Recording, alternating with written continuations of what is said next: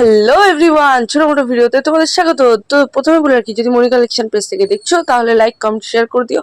আর যদি ইউটিউব থেকে দেখছো, যারা নতুন আছে তারা কিন্তু সাবস্ক্রাইব করে বেল আইকনটা প্রেস করে রেখো, যাতে আমার প্রত্যেকটা ভিডিও তোমাদের কাছে চলে যায়। দেখো এখানে যা যা লাগবে মোটামুটি সবগুলোই নিয়ে নিয়েছি। তো সেগুলো আর আলাদা করে কিছু বললাম না। তারপরে ভিডিওটা স্টার্ট করব যখন, সেখান থেকে বলা স্টার্ট করছি। আর তার আগে বলে রাখি, তোমরা এত সাপোর্ট করছো তার জন্য অনেক অসংখ্য অসংখ্য ধন্যবাদ। তো চলো, প্রথমে এরকম দুলেছি সুতো নিয়েছি।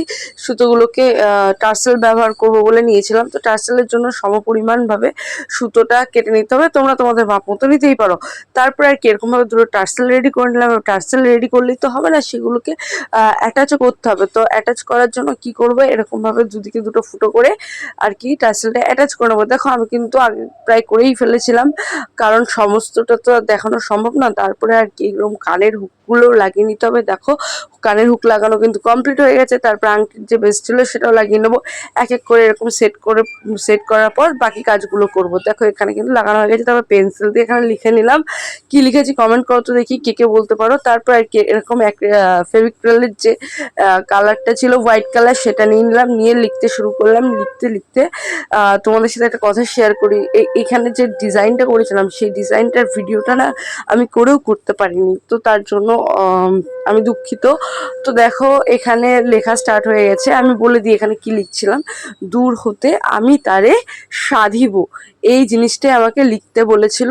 যে আর কি কাস্টমার ছিল, যে বলেছিল এই হারটি তৈরি করে দিতে। তো তার তার কথা মতো আমি এখানে দূর হতে আমি তারে সাধিব কথাটি লিখে দিয়েছিলাম। আর ওই যে বললাম না ডিজাইনটা করেছিলাম, ভিডিও করতে পারিনি। তো এই দেখো ডিজাইনটা।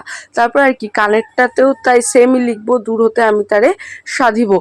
কানের আর গলার যে হারটা হবে সেটাতে সেম হবে, কিন্তু আংটিতে কিন্তু সেম হবে না। কারণ আংটিটা যদি তিনটেই যদি একরকম হয়ে যায়, তাহলে সেক্ষেত্রে একটু কেমন যেন ঘিজি লাগে ব্যাপারটা। তো দেখো এখানে কথা বলতে বলতে প্রায় কানেরগুলোতে কিন্তু কমপ্লিট হয়ে গেছে লেখা। এবার আংটিটা বাকি রয়েছে। এবার আংটিটা কি করব ভাবতে ভাবতে হঠাৎ করে মনে পড়লো, আমার কাছে তো হাফ করি আছে, চলো হাফ করি দিয়ে কিছু একটা ডিওয়াই করা যাক। তো তারপরে আর কি এরকমভাবে হাফ করিটাকে 6,000 গ্লু দিয়ে এরকমভাবে বসিয়ে নিলাম।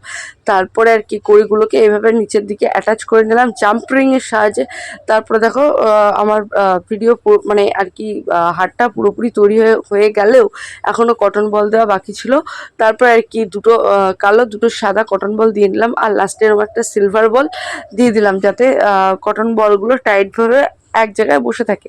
তারপর আর কি এরকম একটা গিট মেরে দেওয়া হয়ে গেল। আর উল্টো দিকেও সেম একইভাবে দুটো সাদা আর দুটো কালো বল দিয়ে নিলাম। তারপরে কিন্তু আমার হারটা রেডি হয়ে গেল। তাও এখানে আমার একটা জিনিস করতে বেশ ভালো লাগে, এরকম যদি খোলা টার্সেল হয় তাহলে শেষের দিকে এরকম একটা বল দিলে পরে আমার বেশি ভালো লাগে। ফাইনাল লুক এটাই। চলো টাটা, পরবর্তী নতুন ভিডিওতে দেখা হবে।